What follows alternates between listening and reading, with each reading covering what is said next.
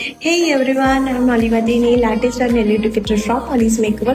তো তোমাদের আমার আগের লাইভে অ্যান্ড এছাড়াও আমি অনেকগুলো ডিএম রিসিভ করেছি যে ম্যাম বিল্ডার জেল খুব ফ্লোই হয়ে যাচ্ছে, তো এটা কেন হচ্ছে বা এটা কি করব আমাকে একটু সলিউশন বলো। তো আমি ভাবলাম একটা রিল বানিয়ে দিই তোমাদের জন্য, যাতে তোমাদের অনেকের সুবিধা হয় এটা বুঝতে।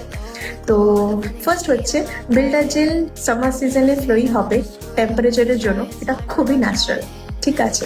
তো সেকেন্ড হচ্ছে বিল্ডার জেল দুটো ভেলোসিটিতে তৈরি হয়, একটা হাই ভেলোসিটি একটা লো ভেলোসিটি। হাই ভেলোসিটির জেল থিকার হবে অ্যান্ড লো ভেলোসিটির জেল থিনার হবে। তো হাই ভেলোসিটির জেল যেটা, সেটা আমাদের ইন্ডিয়াতে খুব একটা বেশি ইম্পোর্ট হয় না, আর যেটা থিনার ভেলোসিটি সেটা আমাদের ইন্ডিয়াতে থাকে আবার আছে বা আমরা ইউজ করি। তো সেই ভেলোসিটির যে জেলসগুলো হয় সেই হার্ড জেলগুলো আমরা ইউজ করতে পারি যে